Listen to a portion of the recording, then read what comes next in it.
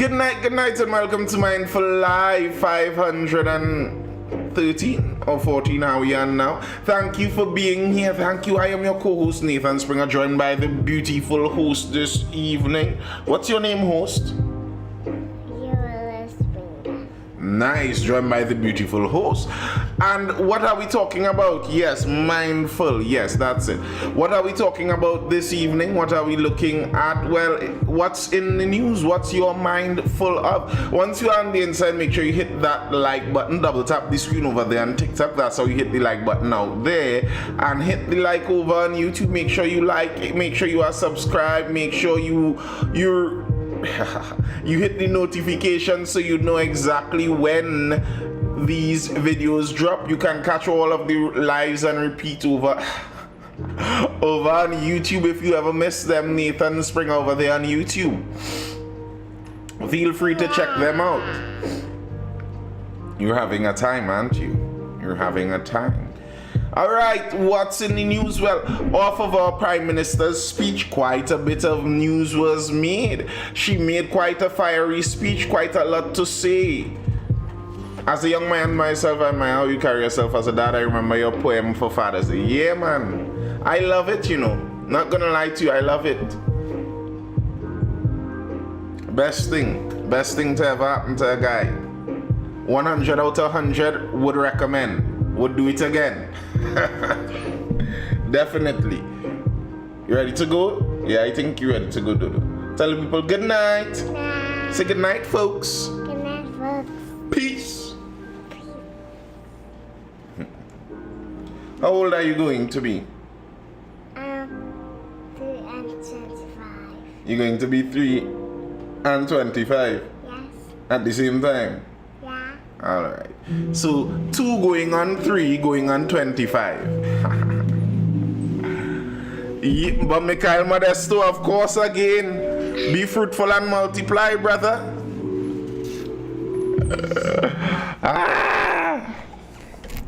Why would you stop? Run along.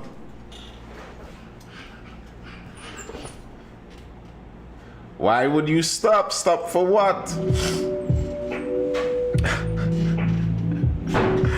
I always remember once upon a time, Shazam always. It's just a matter of doing them. But they're always there. I always have them in stock. Well, some in stock. I remember a while ago talking to an elderly gentleman who had something like 10 children somewhere along there. So I asked him, but why you stop? Yeah, you're getting that Shazam. So I asked him, but why you stop, unks? Why you stop at 10? You see, you never hear about menopause? Men are pause. In other words, if men didn't have to pause, uncle wasn't stopping.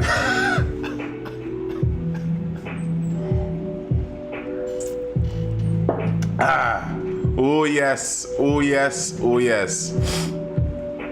Run up the numbers. Run up those numbers. So you know, I'm at 2. I think 2 is rookie numbers, man. We have to look at those men of old. Those men of old were rocking 12, 13, 14, 15 and thing. 2 rookie numbers. Rani says make for all of us. No. I am not making for any. All of mine would be made for me and my wifey. That's who the owners are. I regularly ask my daughter that too. Who is your owner? Just to make sure she know.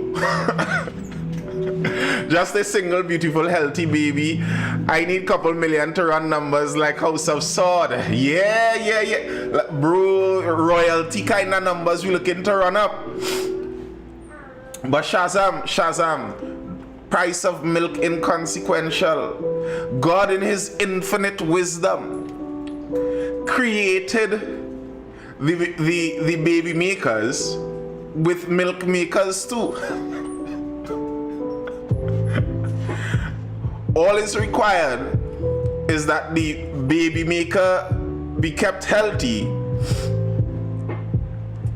and you'd have free milk. Free milk, brother. And it's the healthiest milk we could get. It's the healthiest milk we could get. Ain't nobody buying formula when it's produced free out of fat. There are collections of fat. In case no one knew, let me enlighten you all. There are collections of fat located on certain humans' bodies.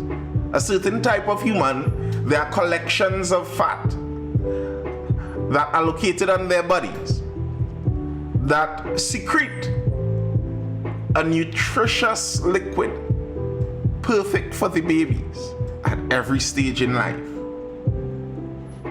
Look at that. Infamil could catch me. Woo! Infamil, Infagrow, all of them kind of things where I tell you, I remember going in before I had mine. Someone sent me to oh gosh, the milk ran out. Run in the grocery and buy some, man.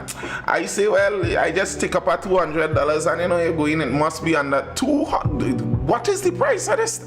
How you mean $200 is not enough to get this thing? And it's a little tub. So you mean if your baby real drinking, this little tub could be done in a week? Nah, bro. Hello. Stop it. I'll be 45 when my youngest is 20. I have a real life to live. I'm good. Well, you make them young. Yeah, young is the way, and young is the way. That's something as a millennial. I kind of hold that against the older generation in dealing with millennials. They weren't honest enough with us about some of those timings. Now, as a man,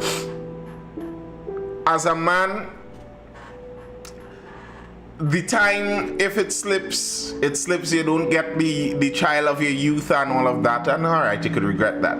But especially for the woman, some of those regrets are going to be tragic.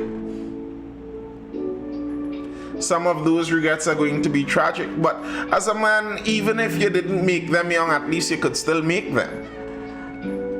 You know?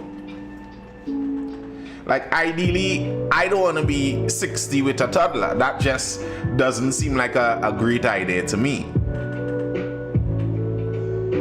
42 when my youngest is 20. Lad, youngest you're saying, Abdul.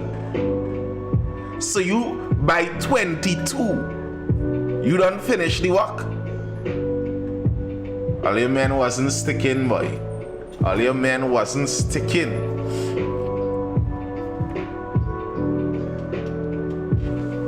All your men, 22, a man done open the shop, cash all the other cash, and close down the shop, and you even 22 you finish yet.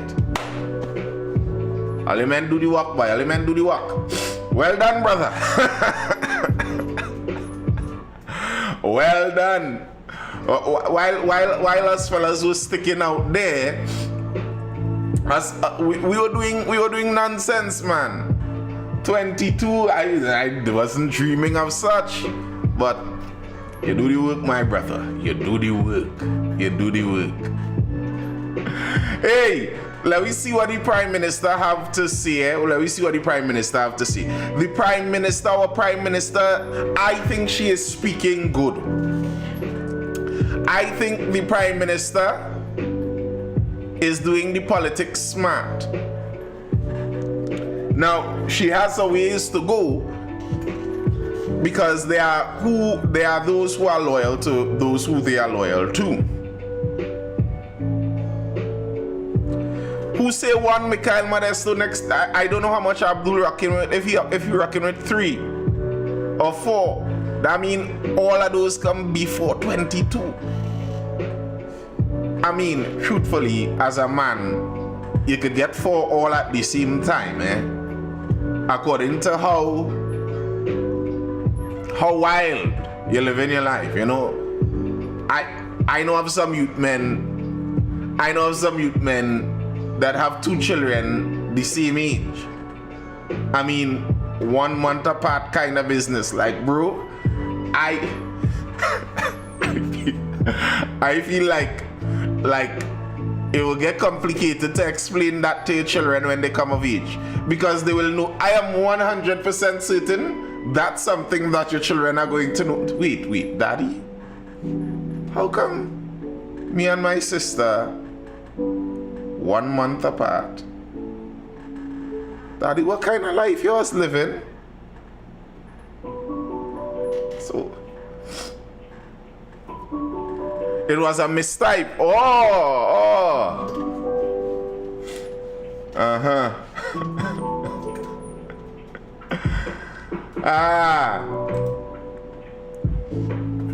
right.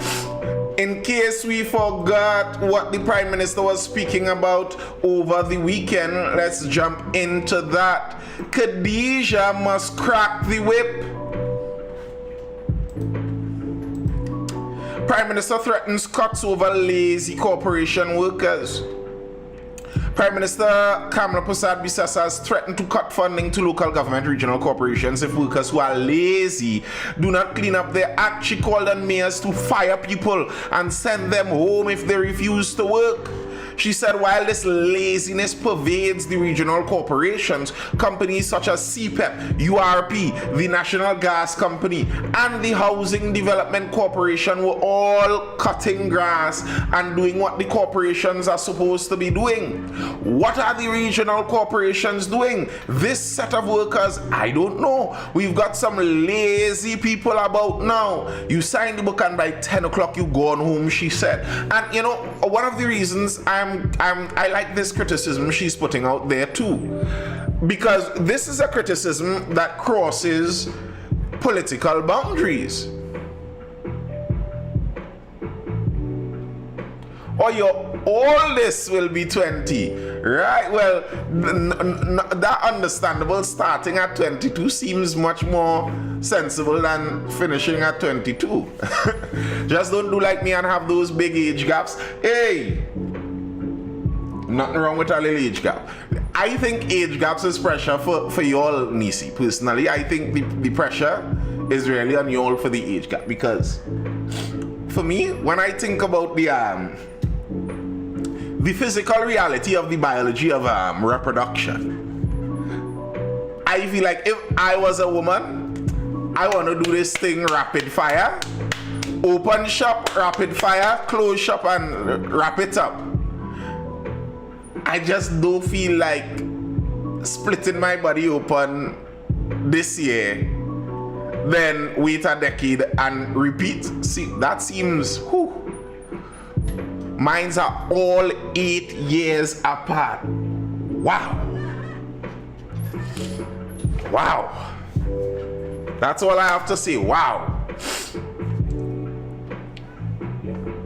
My son is 6, my daughter is 7. I know 6 months apart. Pow pow. Irish twins, same year. Is it same year? Irish twins. So one in January, one down somewhere September. Bam bam. Those stick. I know some of those. I don't know if I'm going through that, but I know some of those. The Gov't Tabakit Corporation has to be the worst. Listen, that is my corporation. CTTRC, Gov't Tabakit Talparo. Don't forget Talparo inside there. Maybe they are, but I think it's a common thing in corporations, really and truly.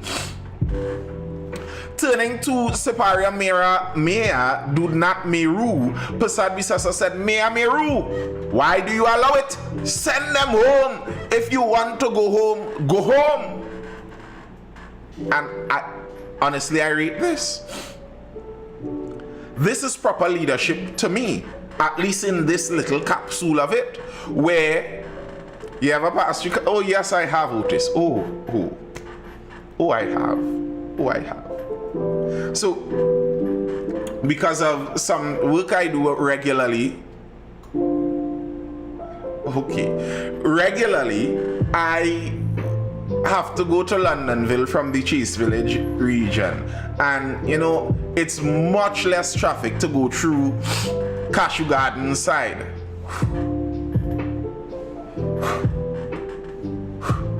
I want to move my family to Cuba. No. Cuba is a beautiful place. I think Central is the best place to live in Trinidad. Because the connections are there. It's just when they pave the roads, you the rail get through. But the connections are there. Now the early roads can be like that for so long. But they recently patched it, like about 2 months, I think before the election, there was a quick patch. There was a quick patch out there before the election. Tell us how to get an Indian gal. Please help a Creole brother out. Well, first thing you must understand is what the meaning of Creole is. Creole means created in the Caribbean, created in the New World. So Indian people could be Creole too, just so you know. Starters. She reiterated workers must do their jobs. All these ghost workers everywhere. No wonder our country is in the state that it is in, she opined. Persad Bisasa said there were people who went to work every day and sat in traffic for hours, including nurses, doctors, private sector workers, construction workers, and teachers. They work hard and pay their taxes. These taxes should not be used to fund ghost gangs, but rather to improve the quality of life in communities, the Prime Minister said.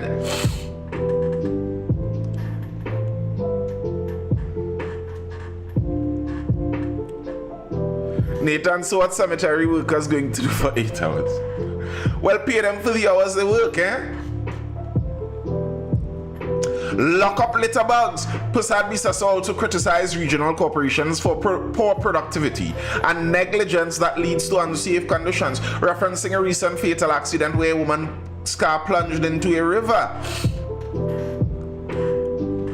PM also rebuked citizens, saying they are not animals and should clean up their surroundings. She said she saw people on television complaining about garbage being dumped. Who dumping that? Ghosts? Is it not human beings dumping in their own neighborhoods? She said.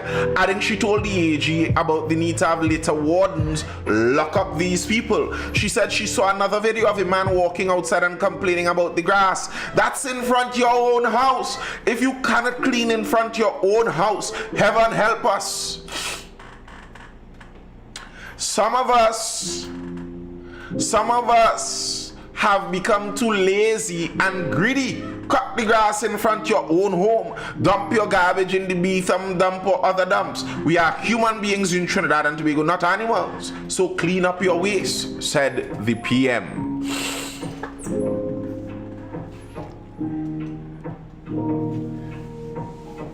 Kevin, I don't know if you never came into these lives before, but we don't do trolling here. Just so you know. We block, we mute, etc. We don't do the trolling. You can talk. But we didn't have litter wardens. They still exist. I suppose they do. Somebody's probably still getting paid for it. So I wouldn't be surprised if they really do exist. But I agree with the stance the Prime Minister is taking. Now the thing is, there's only so long that she'll be able to get away, as it were, with speeches like this until people start to say, well, now you are in charge of the thing, it's your turn to actually make those changes happen. But as it stands right now, as she's entering now into the 100-day mark, this isn't a bad thing. This isn't a bad thing. Call out those responsible for such a thing, even on your side. Push for it. I like it. I like it. Question, am I supposed to put the mattress across from me on my car and take it to a dump? Probably. Because the lot of land opposite me is a dumping site. It's just land. Well, call the corporation. They're supposed to clean that up. But yes, you could go just dump in the dumps, You could just drive into the dump and dump stuff. It's a dump.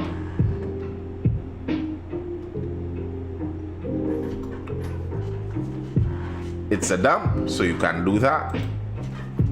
The mayors respond. Mayors agree with PM, but cite limitations. Two mayors have highlighted the challenges involved in ensuring workers in the local government regional corporations complete a full day's work. At the UNCs, we know that The Express spoke yesterday to both Meru and Shoguna's Mayor Faik Mohammed, who each outlined the difficulties in getting workers to complete their full hours. Acknowledging they are well aware of the issues raised by the PM, Meru said, "We have been clamoring for that years and years now about productivity levels of corporation workers. But what one has to understand is that the workers do not fall under the jurisdiction of the politicians in the corporation. We can only voice our concerns at meetings. It is for the administration and some of the supervisors to ensure that what the workers are paid to do is done correctly and efficiently," he said. Meru explained administration refers to the corporation's chief executive officer and heads of departments, noting certain sections deal with tasks such as grass cutting.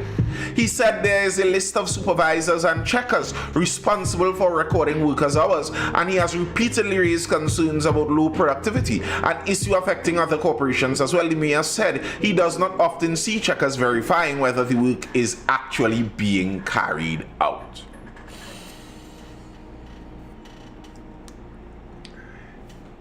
And you see, regularly this is a problem in governance, where the responsibility is spread so far and wide. The responsibility is spread so far and wide that accountability is impossible to pinpoint. It could never be any one person's fault because it's something like 100 people who are responsible for getting it done. So when it doesn't get done, you have to blame the whole 100 people. No one person you could point out. Well, it's not really the mayor because the mayor isn't in charge, it's the CEO. And well, the CEO isn't in charge, the supervisors. And the supervisors aren't directly in charge, it's the checkers. And well, when you go ask the checkers say, well, they told the workers to do the work and the workers told them F you. And they can't fire the workers because the checker doesn't have the ability to fire the worker. So the checker could only lodge a complaint, and the checker lodged a complaint with the supervisor. And when you go talk to the supervisor said, well, they got the complaint, but the union said that they can't do anything about complaints of that manner because they are in unsafe working environments. So nothing comes of it.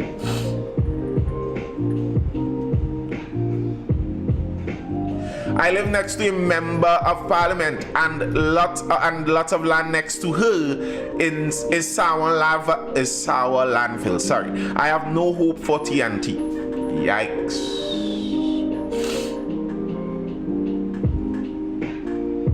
He added unions also create obstacles, as workers often report to them with health and safety complaints due to inadequate facilities, such as the lack of toilets at work sites. They want to finish working an hour and go home. As a matter of fact, they are using that to their advantage, the Health and Safety Act, with respect to not having a washroom and the necessary facilities for them to conduct their duties, he said. Meru said the issue requires a holistic approach involving the ministry, the chief personnel officer, the unions, and all relevant parties. We don't want to compromise the health and safety issues, but at the same time, when you are paid to do a job, you must be able to do it the way it is supposed to be done.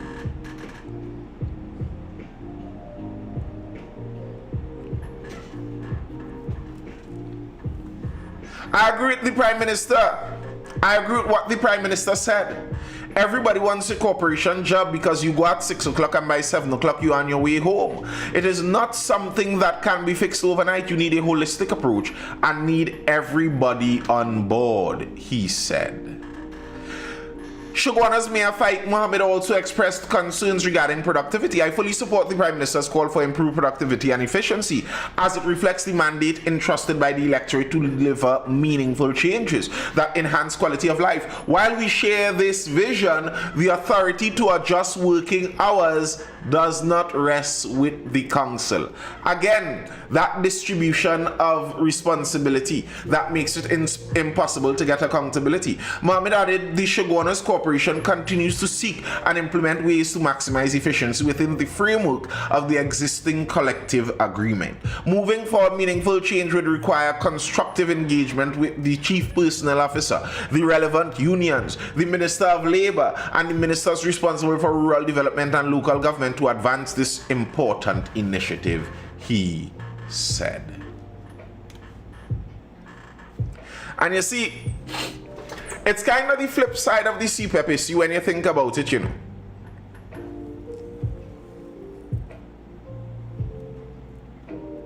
It's like the flip side of the CPEP issue. So right now, people are complaining about the government's ability to just fire all of those CPEP workers, throw them out on the bread line. The government is saying they had to be able to do that to be able to root out corruption. They have to be able to get rid of those workers. Now, if this government comes in and they say, well, we want to make sure that as governments come and go, CPEP workers have job security. So we don't want it to be possible for just any government to come in and fire CPEP workers, because this was such a horrible thing. So they create policy and pass laws and engineer CPEP in such a way that it's impossible to just fire the workers. And then next 5 years, the same complaints that we have about the regional corporation, we have about CPEP, because the CPEP workers aren't doing any work and we can't fire them. And if you look at it now on the flip side, like if we make the regional corporation workers work like CPEP, where it's much easier now for politicians to fire them. So what is happening now? We like what Kamala Prasad Bisasa is saying. These workers aren't working, so we want to give CAMS the ability to just fire them and get new ones. Okay, so we give her that ability. She fires those who are lazy, gets good, hard-working workers. If we suppose that's what she's going to do. Next 5 years, rules around government changes. So now the new government has the ability to fire all of those workers the same way. Because if you created the ability and the policy for this government, it would be there for the next. And then you have the same CPEP problem. And you see, this is the dichotomy you get, the balancing act you get when the government gets into the employment business. Do we want the government able to fire workers? That way the government could ensure that these workers must give work for pay. So they have to have the ability to fire and let go these workers to get that efficiency going. But then if they can fire workers, then this whole institution or corporation or company is just a plaything of a political party. And we want our state companies to be party playthings for political parties? So should we then make it impossible for politicians to fire state workers? And then we get the problem of lazy state workers. So which way are we going to balance? How do we get that balancing act going? This whole CPEP thing wasn't about the workers, it's about crippling your enemy founding funds.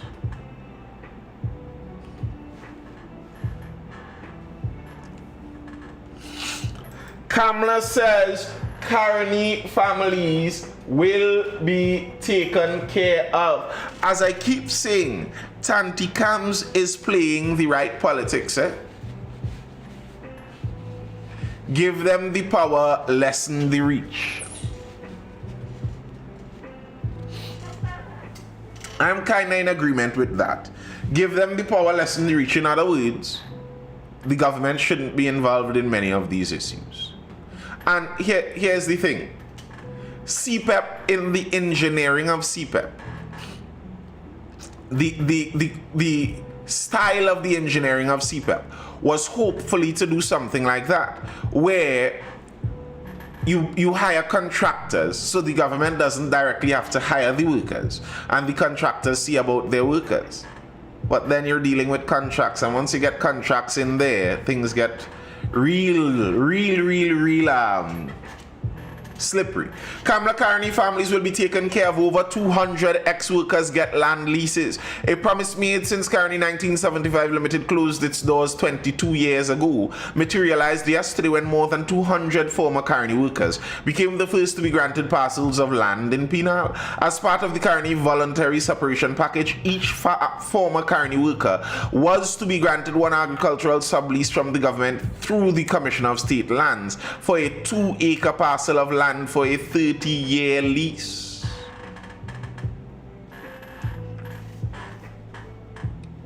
She had a special message for the people of Penal. This land is your inheritance. This land is your launch pad. Never be ashamed of your roots. Modern agriculture is as much as science and as soft as soil is. You are not only today's leaders, you are tomorrow's problem solvers. Your creativity and community ties can turn these leases into food security, jobs, and pride. My government is backing you, protecting and empowering our youth, and matching protection with opportunity.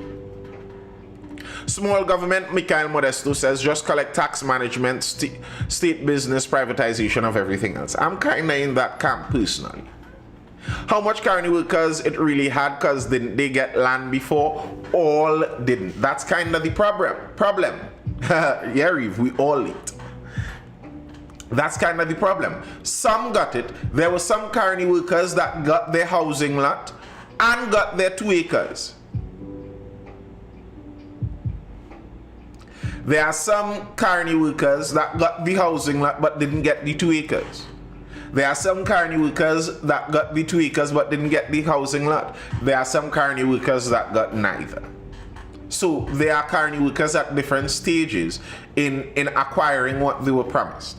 And I am in disagreement. I've said this many times. I was in full disagreement of the visa package given to the Carney workers. I think it was ridiculous. I think it was all politics, a badly played political move. But at the end of the day, you did promise the people the thing, and it is owed to them. So I see no problem in fulfilling the promise that is owed. As changing as it was for the country. For emancipation, Kamala said she will fight for reparations. Was that just noise? I suppose so. I don't think there would ever be any reparations, and to be honest, I don't really think there should be. I know that's a controversial one for the super black people, but my opinion is that I don't think there would ever be, and I don't think there should be. Reparations would start reparations for things over 100 years ago that the people being reparated to did not directly experience. I think is a unwise precedent, and I think even they already said it, and I think even the begging for reparations puts the African at a submissive role inside of the whole dilemma.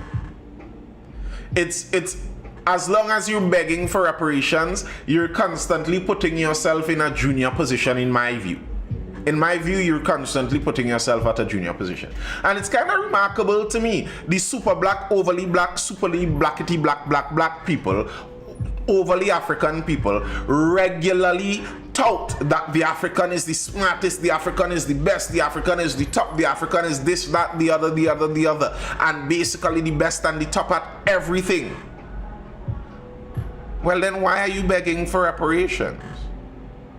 Like, if I am the best at everything, even if you did my grandparents dirty and I'm better than you now, why would I ask you for help? England left us with oil and gas and other resources. They're not paying no reparations. England didn't leave Trinidad with oil and gas pan. I mean, it's a complicated history. It's not like they left us with what we have out of the goodness of their hand. It's not even necessarily that England gave up her empire just because she thought it was a bad thing to do. But there are controversial discussions that can be had there. Was England's imperial rule a net positive for the world or a net negative? I think certain statistics may show a certain thing that some people would not like the answer to. It is only a black person who would say something like that. Say something like what Cyril Olivier? Say something like what? I don't think anyone is more pro-black or African than Umar, not in the mainstream. Can we get the crime plan? Maybe, eventually. Movie town owner, PM uncovered Invaders Bay conspiracy. And this is an interesting tie-in. Movie Town Chief Executive Officer Derek Chin spoke out in support of the Prime Minister's statements against institutions functioning only in the interests of the 1%, saying that she uncovered a conspiracy to sell off prime property to the nation's elite. The whole episode with the attack on Movie Town by the Port Authority last year was a disguised attempt to grab land and take our property as part of the action, Chin said. It was not the money issue as they tried to sell the public, but a planned concerted effort to steal Movie Town and the lands. It shows you the nastiness of the last government. I thought he was part of the 1%. He was. Dollar for dollar, we as an entire black race are capable of making double the amount cash slavery. Gene. Brother at oil and gas was in the grounding, right? I thought he was part of, yes, he is part of the 1%. And this is what I regularly see on that issue. What is actually the argument that is being made there? Isn't that the PNM was for the 1%, but the PNM had their favored group of 1%ers. And the unfavored group of 1%ers do not like the idea that they were not in that group. He excluded himself from being a 1%. Well, I don't think so, necessarily. And when they say the 1%, as I said, they're talking about a specific group of people. It's not just the income bracket, because as I said, Tanti Cams is a 1%er too. So if you're Trinidad, supposed to be the level of Israel or Saudi. Well, Trinidad, I think it's near impossible for Trinidad to ever be at the level of Israel or Saudi, because we do not have the homogeneity to allow for that. We don't have that homogeneity. Saudi is a monarchy basically, led by one family. A country comprised of basically one ethnic group in main. Israel is basically an ethno-state in basic form. I don't want to get into the debate, but basically an ethno-state. One ethnicity. It's not very easy. It's much easier to get everybody to go along in the same direction and to get things done more efficiently when everybody believes the same thing. If everyone in Trinidad was a Sanatan Dharma Mahasabha Hindu, the country would have progressed faster in whichever direction they intend. If everyone belonged to the Jamaat al-Muslimin, the country would have progressed faster in whichever direction they had planned. If everyone was Roman Catholic to their core, same. When is that live about TNT Black University educated control opposition elite like? I'm not sure what you're talking about, you. I'm not sure what you're talking about. But I remember this whole incident with Movie Town. And I remember questioning it. I don't know why people hating on the Syrian 1%. I said it. They're hating. A lot of the hate comes from other 1%ers that are seeing the benefits that group of 1%ers get, and they want it. The example that Mrs. Prasad Bisasa gave, that's a prime example.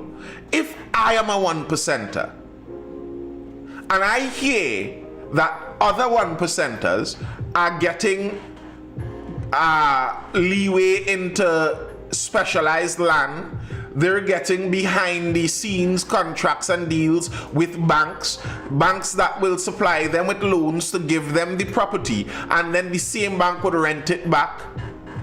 Those are sweetheart deals.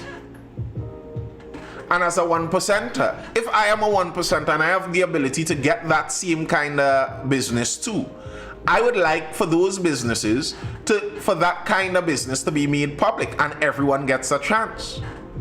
I would want a real free market. That's why they are hating on, well, ostensibly, the reason that they are putting forward as to why they're hating on that group of 1%ers is because that group of 1%ers, aided by the PNM, this is what they're saying, these are the allegations, that group of 1%ers are functioning in a crony capitalist market where the government was putting their hand on the scale and helping squeeze the country into their pocket.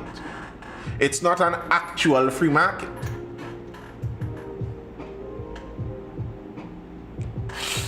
Understandable, but then what are we? Because we won't last in respective motherlands. Well, we are Trinis. We are the 20th century more unique experiments. That multicultural melting pot attempt. That's what we are. And I think the key to getting progress in Trini society is unification under the Trini culture, the Trini identity. If you get every Trini to fully buy into the as a Trini idea, that's how you get people to coalesce around that. It's like what the United States did, and what at least Orange guy is attempting to bring back more of. Regardless of where you come from, when you came, you could have been an American, you could have immigrated to the United States last week. But this week, you're super American, America first, USA, everything USA is the best. You start to throw away your old country accent and pick up the American accent one time. The Star Spangled Banner painted on even your underwear already. You are super American. And that's what they push heavily. That kind of nationalist pride in our country. And that's what helps you build the culture, build the unifying culture around the country. If more people travel, we would understand being Trini. I'm not necessarily sure that that's true. I'm not necessarily sure. Now, I disagree. I think we should put ethnic pride above patriotism. When you say ethnic pride, which ethnicity are you speaking about? What do you mean when you say ethnic in that sense? Because ethnicity could be a pretty wide term. So when you say ethnic, what do you mean? We need to define that Trini identity because I'm 28 and have no idea what it is outside of Carnival. Exactly. And that's the problem. What does it mean to be Trini? But we do kind of have that idea. Trini to the bone, the melting of the Indian and African cuisine, the creation of novel Caribbean inventions, Afro-Trinidadian / Indo-Trinidadian. And how do you suppose that Trinidad is going to unify under a division into Afro-Trinidadian and Indo-Trinidadian ethnicities? How is that going to create a unified country? What that's going to do, I mean, if you want that, best we separate the country into two countries and we work as separate entities to do that. But if we focus on highlighting those separate ethnicities, all we're going to do is pull the country separately more. If you create an identity around Afro-Trinidadian and Indo-Trinidadian, then it's going to be necessary that the Afros vote for a different party and the Indos vote for a different party. How could I as an Afro vote for the same party that the Indos vote for if we are focusing on our internal ethnic identities? I am supposed to vote for my people, and the Indos are supposed to vote for their people, not so? And when my people win power, who are my people supposed to look out for primarily if we are going on the ethnic focus? Who are they supposed to focus on? Of course, my people.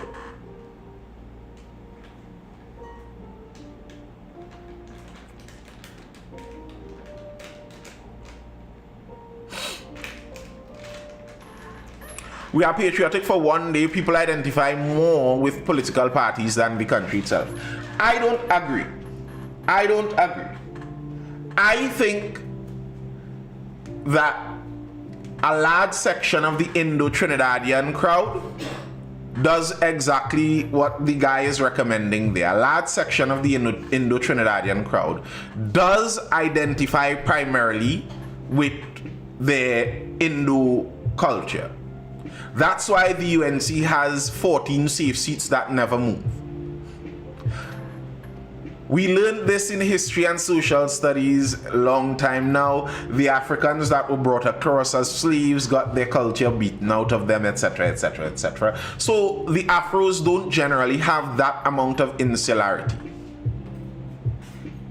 I think, if we're speaking plain here, I think you may get a larger proportion of Afro-Trinis to be willing to meld into a Trini identity, forgetting the rest. I think you would. You create a perfect TNT by managing the racial tension while being a sole capitalist at the top. Question, is it that we are anti-patriotic or we don't have anything to be patriotic about? Of course we have things to be patriotic about. It's just that it's not our focus. The fact that a lot of Afro-PNM supporters didn't vote because Trini was Chinese or Indian. And you know, it's interesting to me that I see people like the no-name guy here whose suggestion is that the problem with the country is we aren't divided enough. I see some people, the real pro-Afro, some of the very pro-Afros, and they say that the problem with the Afros in Trini is that they aren't divided like some of the other races. What they need to do is look at some of those races and see how insular they are and copy that. And I'm thinking, if we all head down this line, where is the country going to end up?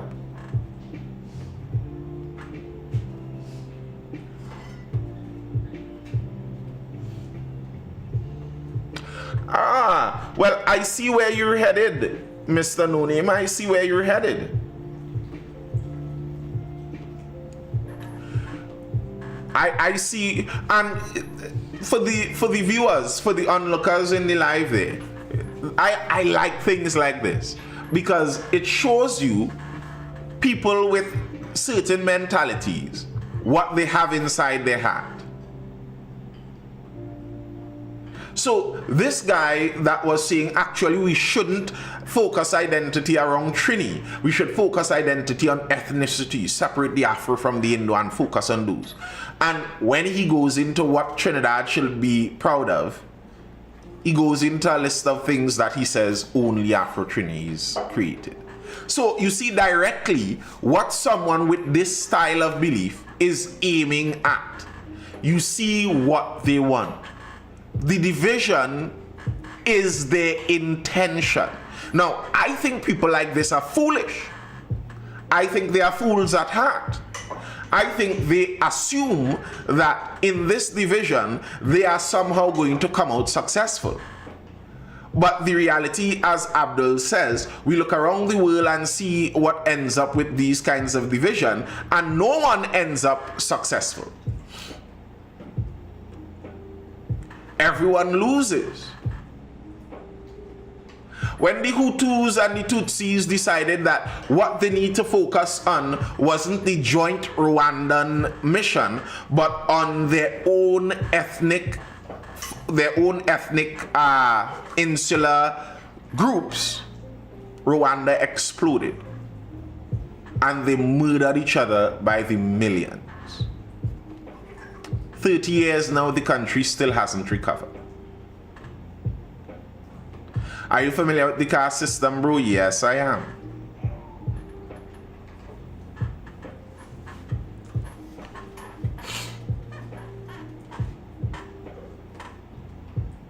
When you travel, you see you can only associate with Caribbean people. The Indians don't want us. I've heard that anecdote from many a Trini Indians who went over to India and recognized, hold up, I'm not Indian.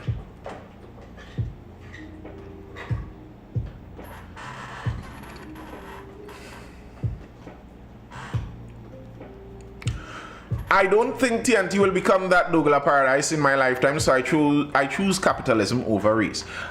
I think capitalism is the key. But when you say capitalism, what you're talking about really is just free markets. Capitalism is just the freedom in the market. That's not a social focus. That's not a cultural focus. And while I agree with capitalism in terms of the economic side, I don't think capitalism is the end-all be-all. And if capitalism is the end-all be-all, what you're going to end up with is not a country, but an economic zone, where there's nothing that we are unified over. We just come to this one common place to make money. But that's not what a country is.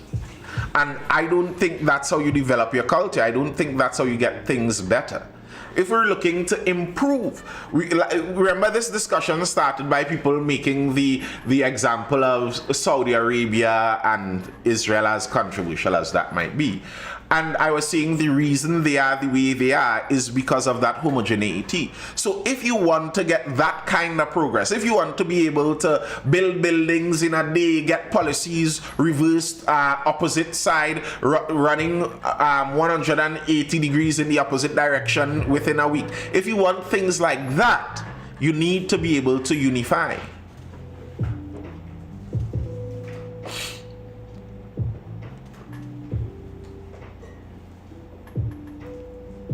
Perfect globalism is the future. Turn us into soulless robots. Race politics too complicated. I disagree. I despise that perfect globalism. I don't want that. I do not want that. That doesn't sound appealing to me at all.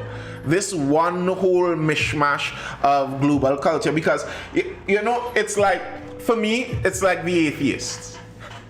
Globalism to me is like the atheists, where atheists and atheism is dying in modern times, I think, because over the 2010s, when the Reddits and the early internet atheists popped up, what they basically attempted to say and show was that if you could remove religion, what you're going to get is an irreligious, scientifically grounded society. And what you realize is if you move one religion, what ends up happening is you develop another religion. I don't think humans ever not have a God. All humans have a God, they just choose which one. And some of them end up with some very strange ones when they don't choose from the normal ones that we know. And I think globalism is similar. They're promising in globalism that we're going to get a whole unified, beautiful, well-blended society where you get flavors from all around the world, all cultures represented equally and beautifully in this one beautiful global stew. But I don't think that's what you're going to get. You're going to get global homo. You're going to get the progress pride flag. Like, this isn't even a hard or strange question. We saw that when the world was headed heavily towards globalism, the attempt was to export that one Los Angeles, California culture and force it over the entirety of the world. They're dialing back now, but in the late 20-teens, from 2015 onward all the way up to 2024, there was concerted effort to squeeze African countries into the culture of San Francisco, California. That's what they were doing. If you want that one lovely global market, that's what you're going to get. Your little, small, nice, unique culture is going to disappear. All this talk against the Syrian Lebanese 1%, what happens if they exit the economy? We lose. And there are many people that are arrogant and ignorant and like to say foolish things like, nothing will happen, you'll get better. We have seen examples of that the world over. When they kick out the Jews, and yes, many of the times the Jews in some of those countries are in advantageous positions. They are nepotistic, they keep hiring each other. And yes, I understand how the problems are created. But when they kick them out, what happens? Nearly every time without fail, boom. When they kicked the Indians out of Uganda, Zimbabwe, economy, boom. When they attempted to kick the Chinese out of, was it Singapore at one point in time, economy, boom.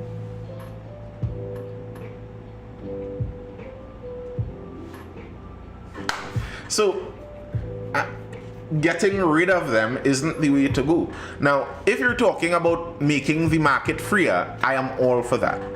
I am all for that. Increasing freedom in the market, I am all for that. All for it.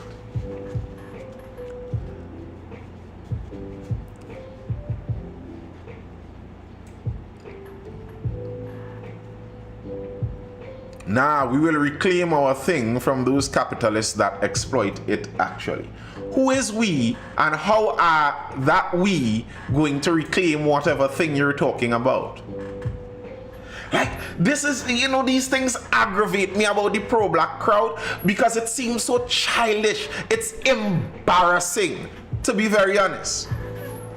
It's embarrassing.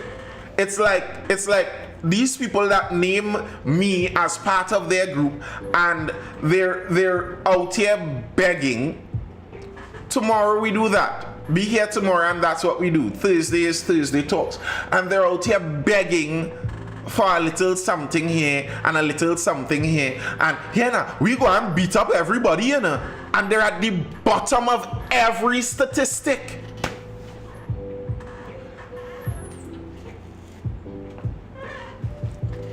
A bunch of men leaving their families, a bunch of women making babies by themselves and convincing themselves that they are somehow the top of the pile and they deserve to be the top of the pile, and if they aren't at the top of the pile it's because somebody keeping them down. Stop it.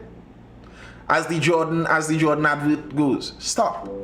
Get some help.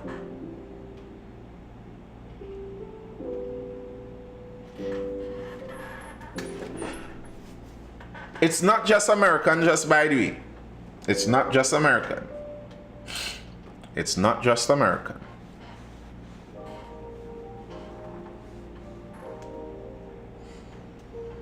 Not just American. And the unfortunate thing is, it's like the globalism.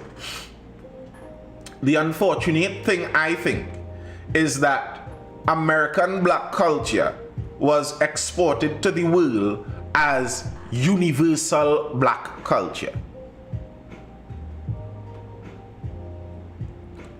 Like, nearly anywhere in the world, black culture is seen as American black culture. And I think that's a toxic cesspool. All right, false statistic. So if blacks aren't at the bottom, why are they asking for reparations? I'll leave that question with you all while I head out. That's all I have for now, people. That's all I have for now. Man who's feeling like you want to start to get on runny. That's all I have for now. I hope you're educated, informed, or entertained. This has been the Mindful Live. I am Nathan Springer. Thank you guys for joining in. I'll see you guys again for the next Mindful Live tomorrow around that 9:30 p.m. time. Until then, people, see you all. It's Thursday Talks tomorrow. Homo Globo to the world. All right, bro. The live's so short since UNC takeover. Nah, man. I like that one, Shazam. They have been shorter. We working our way back to 9:30. That's why they're shorter, because I start in 10:30. Ridiculous stuff. All right, peace. I'm out, folks. Laters. Hold it down. Stay inside.